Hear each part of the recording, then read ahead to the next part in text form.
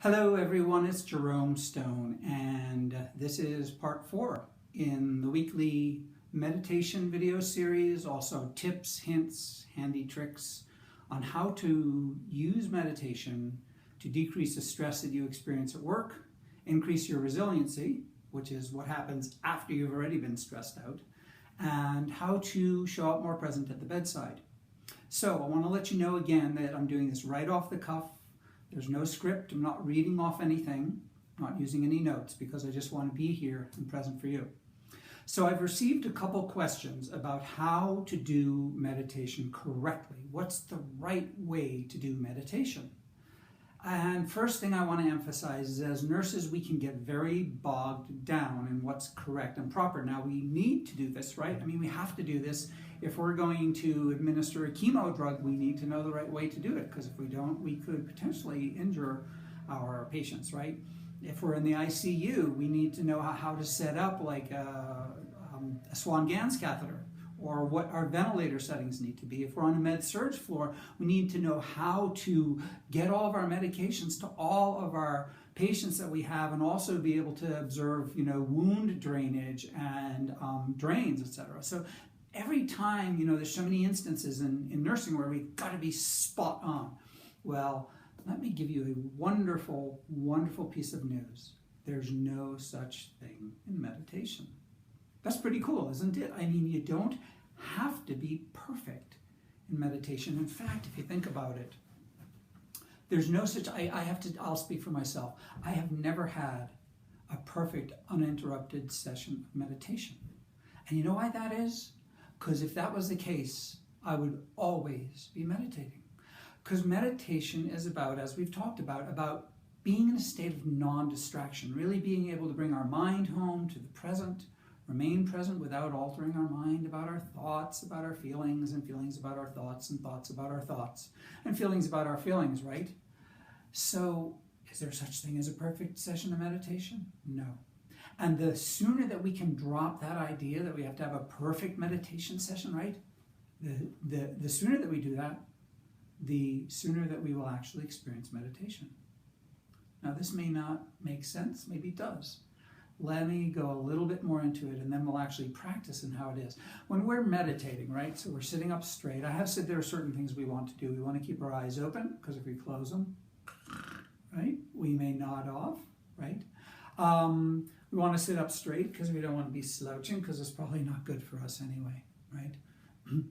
And when we're watching the breath, we don't want to go, now I'm breathing in, now I'm breathing out, now I'm breathing in, because that's actually not what watching the breath is about.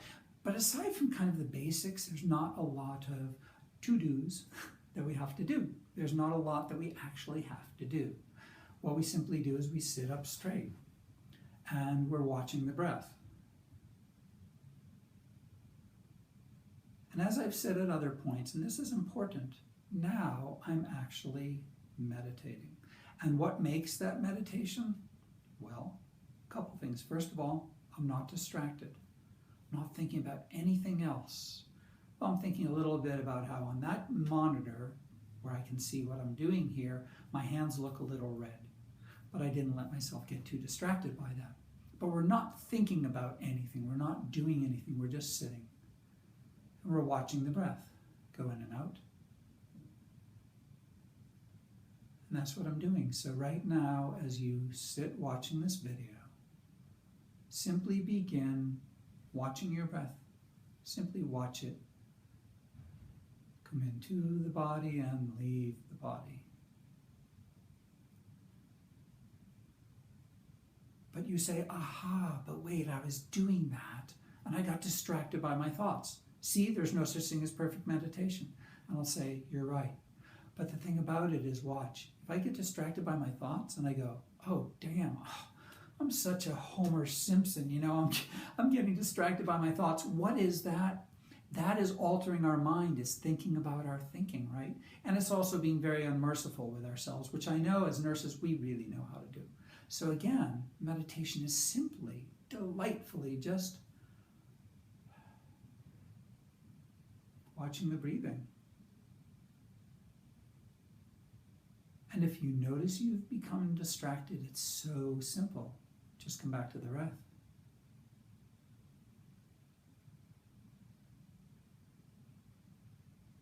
So that's the very first component, right? Non-distraction.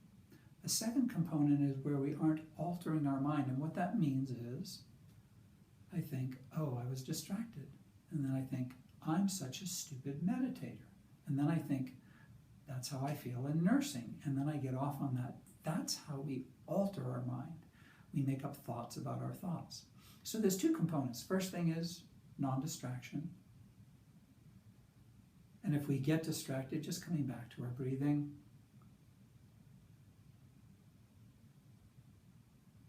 And the second thing is not altering our mind with more thoughts about our thoughts or about our feelings or whatever arises in the mind.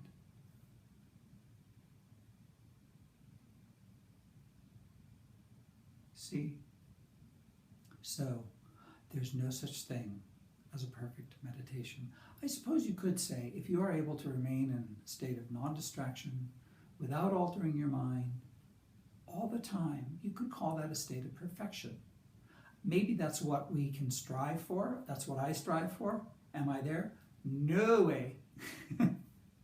But it's a good thing to shoot for. And it's why we do meditation ongoing throughout the day, right? That makes sense, doesn't it?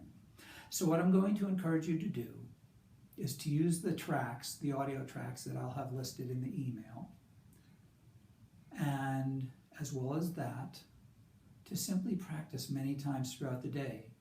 You're sitting in a chair, you're getting ready to chart, or maybe you're getting ready to eat your meal, and all you do is you just... Now, you know, some people pray before a meal. If you have prayer, that would be a wonderful thing. If you don't like praying, or that's not part of your spiritual discipline, no worries. Just simply, maybe you can show a little gratitude, right? If you have to commute on the bus or on the train, you can look at a book, you can just stare at a blank page and meditate, or at a page with words. There's so many times where you can do it. You're brushing your teeth, right? Meditation. There's so many ways. Anyway, I would encourage you to do that. Give yourself as much compassion as you can. You're doing fine. You know how to meditate. It's just remembering how to remember. So let's just end it with a short, very, very brief meditation.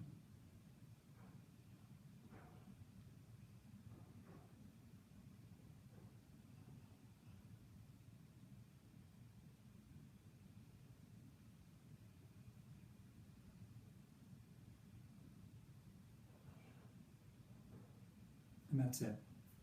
Very good, folks. Well, have a wonderful week. Next week, we're going to work with thoughts, how to actually use your thoughts as a way to meditate. Sounds interesting, doesn't it? Okay, very good. Have a great week.